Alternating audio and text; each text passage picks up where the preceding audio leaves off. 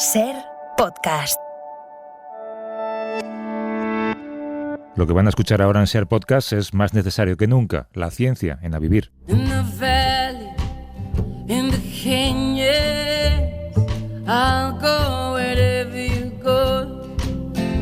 Seguimos con un 50% de científicos, pero Estupiñán es químico, bioquímico y conduce en la 2 el cazador de cerebros, como está espera. Buenos días. Hola, muy bien. Nos falta Javier San Pedro, al que seguimos enviando abrazos en su lento regreso a España desde México, pero por ahí va, a mitad de camino ya. Sí, pero se echa de menos, ¿eh? Claro, es que venir nadando cuesta mucho, ¿no? Son horas y horas y horas. Oye, esto de divulgador científico, que es como mucha gente te presenta, claro, ya es una coletilla que se añade a tu nombre. Yo no sé...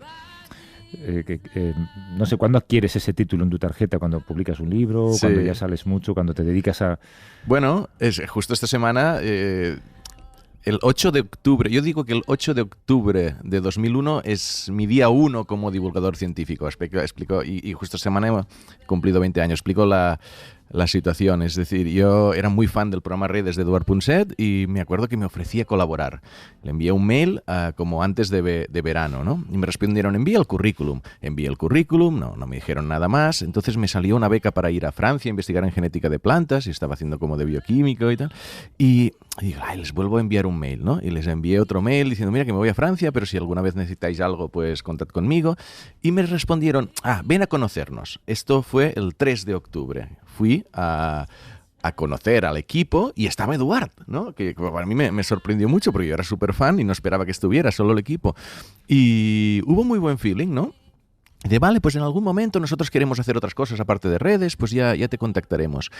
Y el viernes 5 de octubre, de repente una llamada, yo me iba la semana siguiente a Francia, una llamada de decir, mira, que de repente una persona del equipo de redes se ha ido, a Eduard le caíste bien, y dice que te hagamos un contrato si quieres empezar el lunes. Vaya tiempos. Y claro, pues yo me acuerdo que el domingo había organizado una especie de comida con los amigos para despedirme porque me iba a Francia y les dije, no, que me quedo, que me voy a redes, porque obviamente no, una oportunidad así no la puedes dejar escapar. Y el lunes 8 de octubre empecé a trabajar en el programa Redes de Eduard Punset y allí es cuando yo digo que es el día 1 porque desde entonces mi único sueldo ha sido en temas de divulgación, ¿sabes? Claro. Es decir, no es solo una afición, no es eso que dices, soy científico y comunicas aparte, ¿no? O sea, todo lo que he trabajado es como profesional de divulgación pero científica. Está bien porque yo creo que el concepto que tenemos de la ciencia como país y lo que la gente piensa que tenemos que hacer con nuestra ciencia, el dinero que tenemos que invertir en ella, es por gente como vosotros, es por gente que lleva años poniéndola encima de la mesa.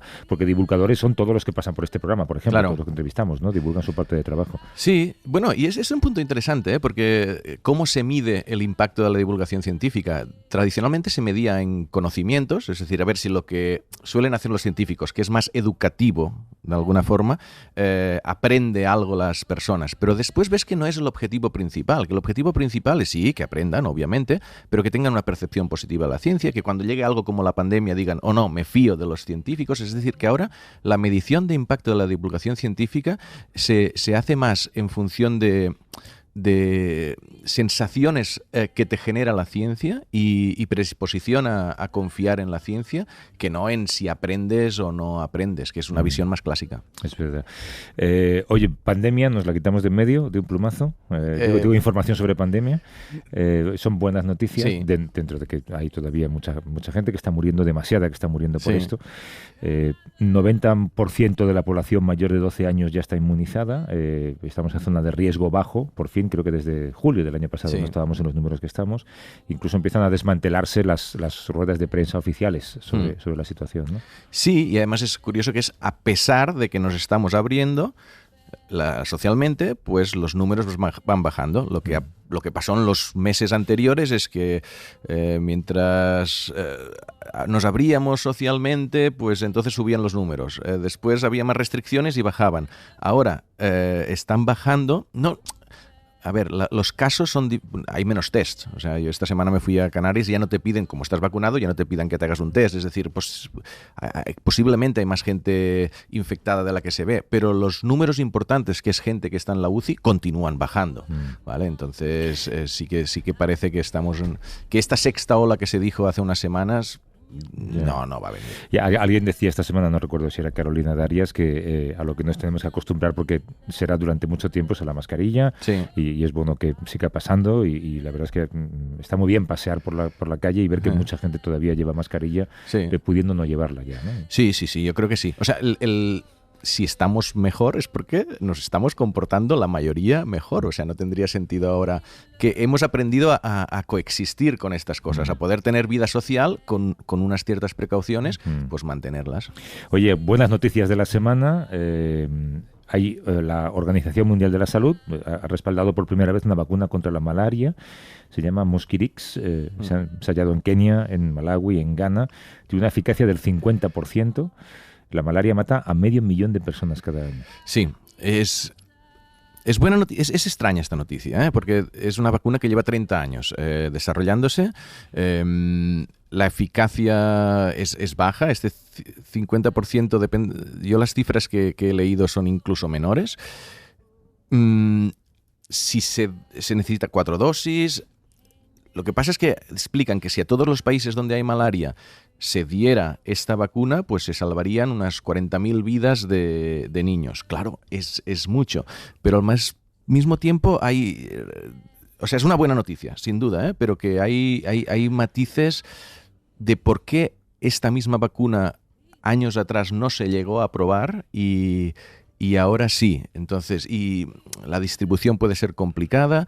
O sea, nos quedamos con la buena noticia, pero que hay cosas allí. Veo que hay no sé si hay efectos secundarios también, quizá. No, creo que no.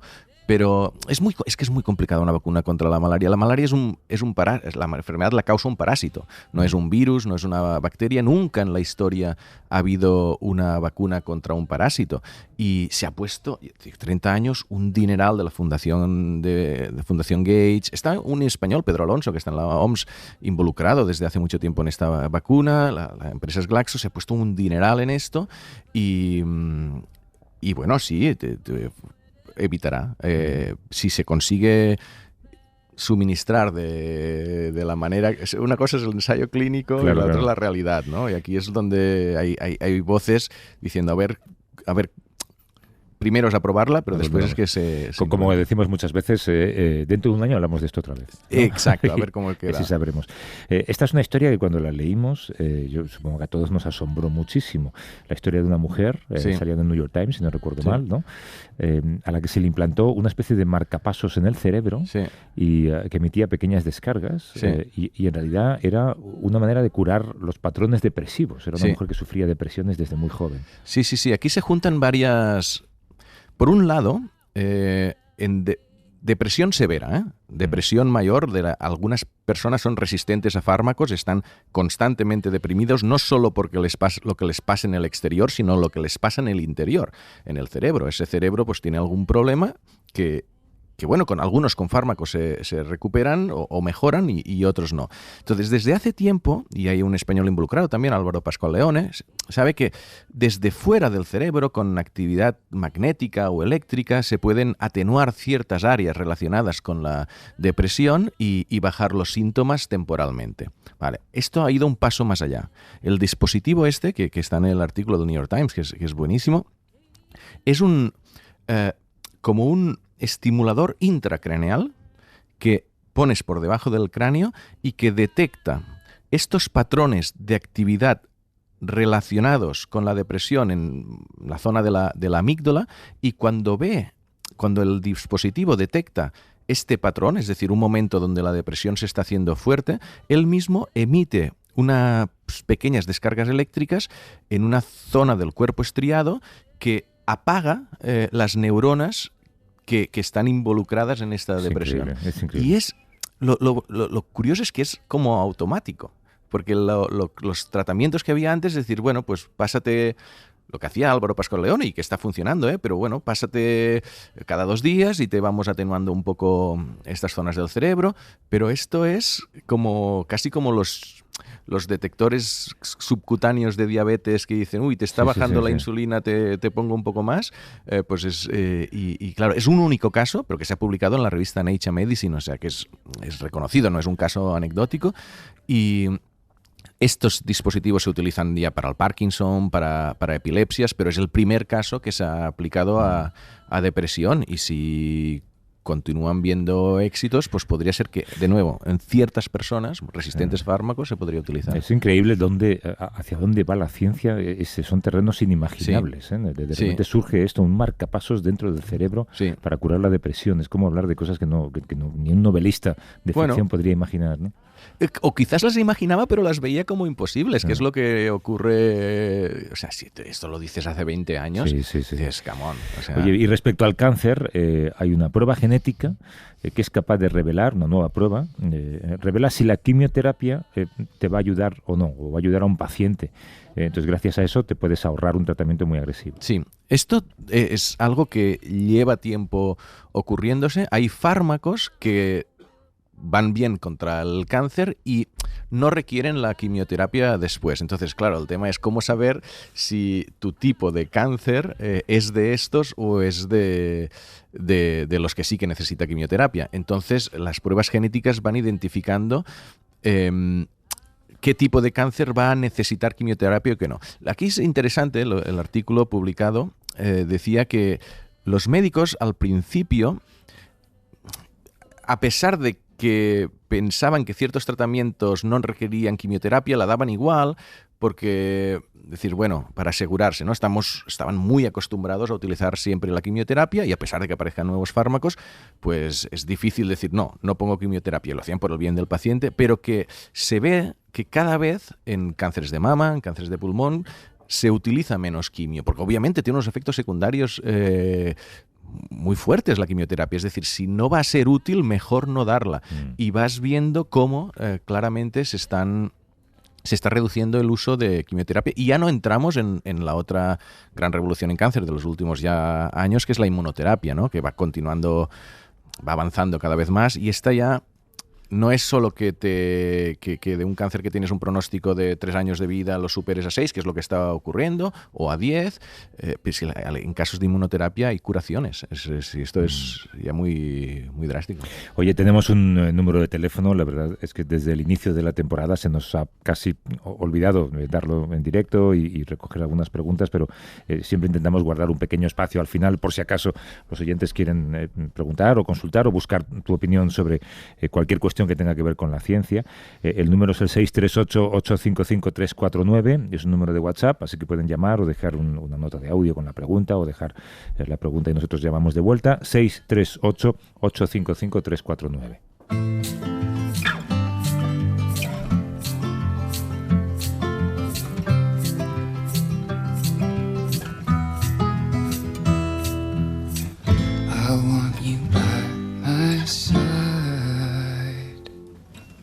So that I'll never feel alone again. They've always been so kind, but now they've brought you away from here.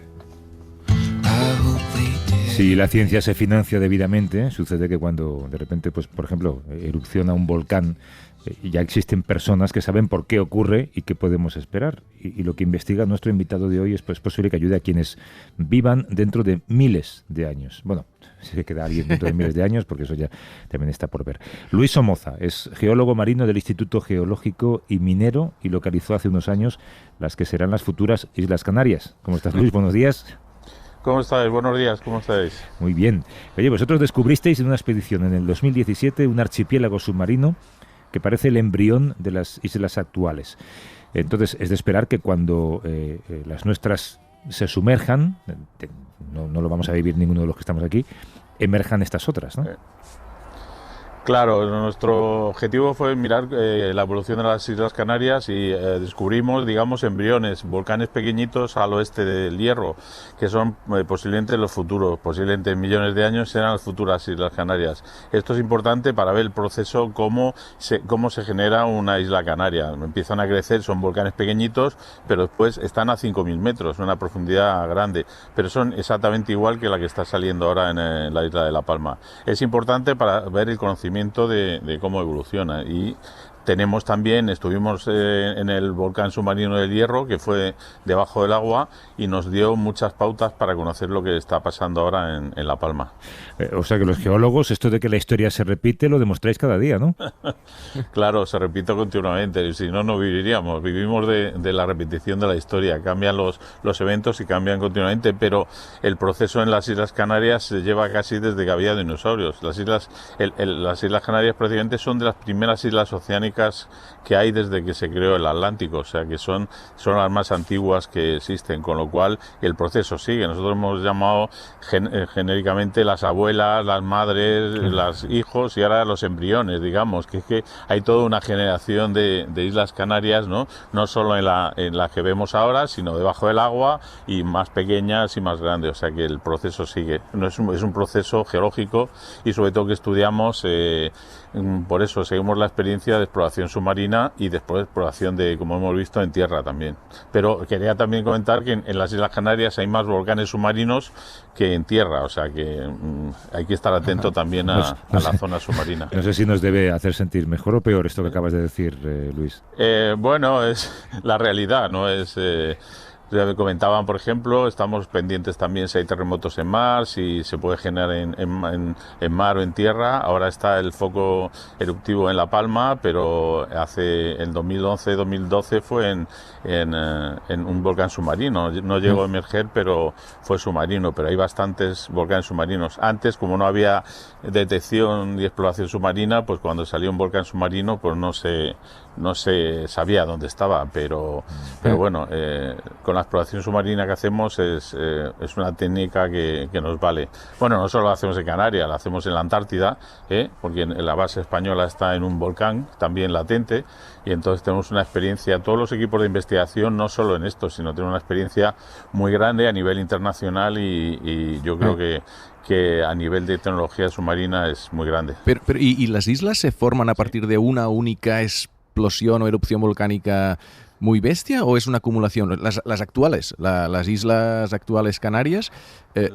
Bueno, hay un debate grande, científico. Bueno, no vamos a entrar un poco en debate. Hay un debate que siempre se han comparado las Islas Canarias con las Islas Hawái, que es una especie de punto caliente sobre un punto y van migrando sobre las islas. Por eso el vulcanismo es más reciente en el oeste. Es como una cinta transportadora. Este es un modelo que parece que en las Islas Canarias no es del todo completo, porque hay vulcanismo en el este, muy reciente, en Lanzarote, y hay vulcanismo, como estamos viendo, muy reciente en el oeste, y después ha habido vulcanismo en el medio, o sea que no es una cinta transportadora, sino es un punto caliente mucho más amplio que solo es un punto, mejor es una línea caliente. Vale, porque lo que tenía... la hipótesis entre punto y línea, sí. Sí, no, yo lo que tenía entendido era eso, ¿no? Que había como una especie de agujerito, el punto caliente en la corteza terrestre, y como la corteza terrestre se va moviendo, pues cada ciertos millones de años, ¡boom!, sale una isla, entonces se va moviendo y ¡boom!, sale otra isla. Hawái, claro, después.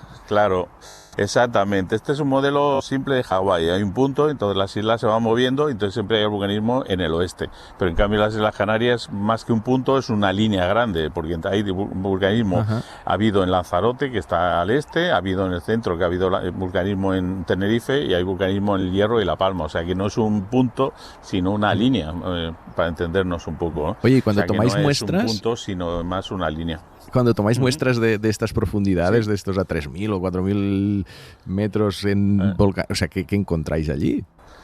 Bueno, nosotros bajamos usamos la tecnología ahora más, utilizamos submarinos no tripulados y con cámaras. O sea, la tecnología nos permite ver los volcanes submarinos debajo del agua a 3.000 metros, tomamos muestras y tomamos todos los detectores. Por ejemplo, hace 2 años tuvimos también la dorsal, un gran volcán submarino largo es la dorsal medio atlántica, una cordillera que va desde la Antártida hasta el Ártico, y entonces hay zonas muy activas. Ahí estuvimos donde hay chimeneas hidrotermales, donde cásicamente es muy activo. Entonces lo que vemos es vamos principalmente a los sitios que son activos. Que sale activos quiere decir que sale, como estamos viendo ahora, sale o tienes volcanes, o tienes emisión de agua caliente, o tienes emisión de hidrocarburos naturales debajo del agua. Quería decir también que los efectos geológicos debajo del agua en submarinos generan oasis de vida. Es al revés que en tierra. O sea, un volcán submarino va a generar un oasis de vida, no al principio de destrucción, pero después generan oasis de vida. Es un poco al contrario que en la Tierra, porque nosotros volvimos al del Hierro y prácticamente es un oasis de vida marina, ¿eh? Estuvimos hace 2 años en el de Capeliños, que es el tercer volcán de Azores, del 57-58. Realmente ahora son bosques enteros de corales. Quiere decir que los efectos de volcanes son, digamos, ayudan a la generación de vida en submarina. Déjame volver a algo que dijiste antes. Pues vosotros como geólogos habláis, por ejemplo, de las abuelas de las actuales Islas Canarias que eran otras, ¿no? Entonces, o sea, creo entender que hay unos montes submarinos en algún lugar, supongo que cerca, que fueron islas en el pasado y que son iguales a las actuales. Claro, es que nosotros comparamos, llamamos las abuelas submarinas, porque son exactamente igual que las Islas Canarias, pero están sumergidas. El proceso, una vez que pasa el punto caliente y se enfrían, el material se va hundiendo. En las islas pasan de ser islas a montes submarinos. Le llamamos montes, pero realmente nos imaginamos que son montes, pero no son montes. El tamaño que tenían, por ejemplo, algunos de estos que llamamos montes submarinos son como la isla de Tenerife o Lanzarote. O sea, hemos comparado las mismas formas, son exactamente con las mismas formas que las Islas Canarias. O sea, son un calco, digamos, si le haces son un calco de las Islas Canarias, pero debajo del agua, porque se han ido hundiendo. Una vez que las Canarias, dentro de millones de años, el Teide empezará a enfriarse, si pasa el punto caliente, y irán hacia abajo y se sumergen, se convertirán en islas, ¿eh? Y ahí el hecho, por ejemplo, la leyenda de la Atlántida, por ejemplo, sí. Porque las islas se van sumergiendo, claro. Cuenta esto del Eso Teide. es una, pero llamamos abuelas sí, en sentido geológico, porque vivían los dinosaurios con esto, pero son exactamente igual. Lo que nos llamó la atención es que son, digamos, un calco de si las pones, digamos, son asimétricas con las Islas Canarias. Están en el sur, pero son exactamente iguales. O sea que tenías un archipiélago canario, pues en el Jurásico y Cretácico, pero exactamente igual, sí. Claro, la historia se repite, pero sí. No digo, y que por allí corrían los dinosaurios, ¿no? Claro, no, y corrían los dinosaurios, o sea, que teníamos unas Islas Canarias donde corrían los dinosaurios, pero más abajo al sur, y entonces después les hemos llamado, más al norte tiene lo que hemos llamado las madres de las Canarias, que son más jóvenes, pero están en el norte del archipiélago, y después ya están las Canarias, pero las Canarias tienen sus hijos, que estamos viendo ahora. Por ejemplo, la Fajana que se está generando es el territorio español más joven, porque está generando como crecen las islas van creciendo como estamos viendo la Fajana, o sea, van creciendo hacia el oeste es un territorio joven. Claro. Vosotros habéis hecho una petición oficial a la ONU para que esas islas sumergidas también, no solamente lo que ahora se va creciendo, para que las islas sumergidas se incluyan dentro de nuestras fronteras. ¿Cuánto crecería España entonces? Bueno, tenemos una propuesta, por eso los estudios que hemos hecho no son solo científicos, sino también de ampliación de la soberanía de las 200 millas.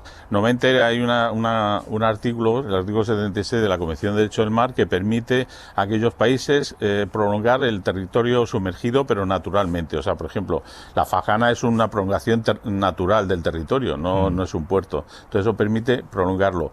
Y debajo de las Islas Canarias lo que hay también es, cuando las Islas Canarias, todas las avalanchas que lo estamos viendo, lo vimos ayer, el derrumbamiento de los volcanes, estos se sumergen por debajo del agua y llegan hasta cierto punto. Entonces, este artículo de la Convención de Derecho del Mar nos permite, hasta donde lleguen esos productos, poder poner la ampliación de la plataforma continental. Nosotros estamos ahora, sobre todo la geología la utilizamos para la sociedad, como la pandemia. O sea, nosotros estamos pendientes absolutamente de cualquier evento que pase ahora en La Palma. O sea, nosotros estamos utilizando primero la ciencia para apoyar a la sociedad. Y el segundo también, como decíais vosotros, es divulgación. Ahora prácticamente se está visualizando, estamos casi online pasando a la divulgación. Se está poniendo los vídeos, los drones. O sea, prácticamente la divulgación, todo el mundo prácticamente va a haber vocación vacaciones de geólogo en el próximo año, ¿no?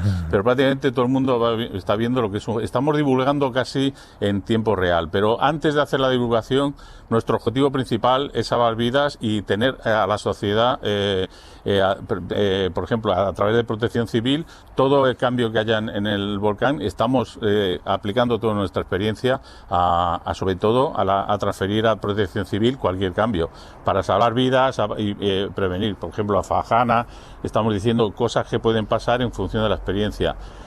Son eventos naturales y son impredecibles, pero nosotros estamos continuamente conectados por tierra, mar y aire, nunca mejor dicho, cualquier cambio que haya en el volcán de La Palma. Oye, a esa profundidad de la que hablabas antes, 5.000 metros, Sí. lo más sorprendente que habéis encontrado, ¿qué es? Bueno, nosotros hemos encontrado mejillones, mejillones. Lo sorprendente es que a esa profundidad hay vida relacionada con química. O sea, realmente hay vida fotosintética relacionada cuando tiene luz, pero a partir de 1.000 metros no hay luz. Entonces, lo sorprendente es que hay corales con colores, mejillones, por ejemplo. Nosotros hemos encontrado mejillones que viven solo de los compuestos orgánicos, o sea, viven, por ejemplo, de hidrocarburos. Entonces, mejillones como grandes, colonias mejillones como los de Galicia, o sea, o más. Entonces, yo lo comentaba así siempre, que en el barco dije, cuando sacamos los mejillones, los muestreamos, bueno, dije de broma, ¿no? Porque los muestreamos para analizarlos, pero dije, alguien se quiere comer una tapa de mejillones, pero probablemente son muy tóxicos. Mejillones de profundidad, ¿no? Claro, eso no lo come nadie, unos mejillones, no lo come, pero dije broma un poco, pero daros que a los barcos siempre tenemos que estar un poco con esto. Nadie se come los mejillones, obviamente, porque los utilizamos pero hay colonias de mejillones absolutamente solo viviendo de compuestos de hidrocarburos. O sea, y hemos visto, por ejemplo, hay, digamos, para entendernos, camarones, gambas que viven en zonas que están por encima de 300 grados, 400 grados en el esto. O sea, que realmente hay los organismos quimiosintéticos viven en profundidades y es, digamos, organismos que viven en estas condiciones. Sí, no tiene buena venta en una tapa un mejillón alimentado de metano, no queda bien. Luis Somoza, que es geólogo marino del Instituto Geológico y Minero. Luis, gracias por todo lo que nos has enseñado. Un abrazo. A vosotros por difundir esto. Muchas gracias. Adiós. Oh, qué bueno, ¿eh? Qué dedicación y qué bueno. Sí. Oye, una cosa que no hemos comentado, por cierto, y ya te despido, espera, que ha sido la semana de los premios Nobel. Sí. 7 premiados en ciencia, tengo que decir, 7 hombres en ciencia, ¿no? Sí. Bueno, se ha hablado mucho de esto. A ver, es avergüenza a la propia ciencia. Yo creo que no tanto al Comité Nobel, que yo me imagino que ellos... Quiero pensar que no tienen sesgos sexistas cuando eligen a un Nobel hombre en lugar de una mujer, que ellos se guían exclusivamente por criterios académicos de relevancia científica y tal, pero lo que refleja es una realidad en la ciencia, que la carrera científica, para llegar a lo más alto, ser hombre ayuda, según parece, ¿no? Sí.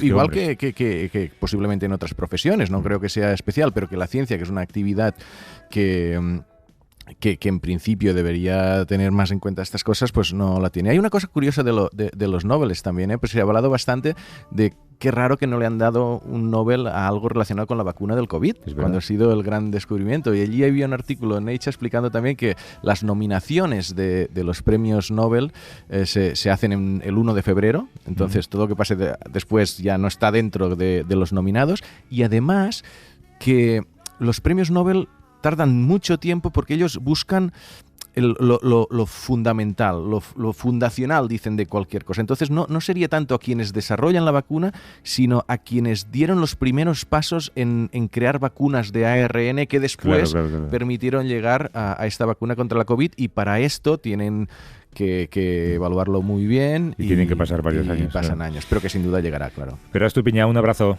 Abrazos.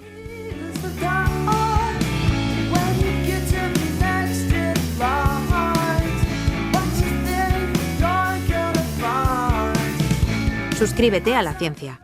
Todos los episodios y contenidos adicionales en la app de Cadena Ser y en nuestros canales de Apple Podcast, Spotify, iVoox, Google Podcast y YouTube. Escúchanos en directo en la Ser los domingos a las 10 de la mañana. Cadena Ser.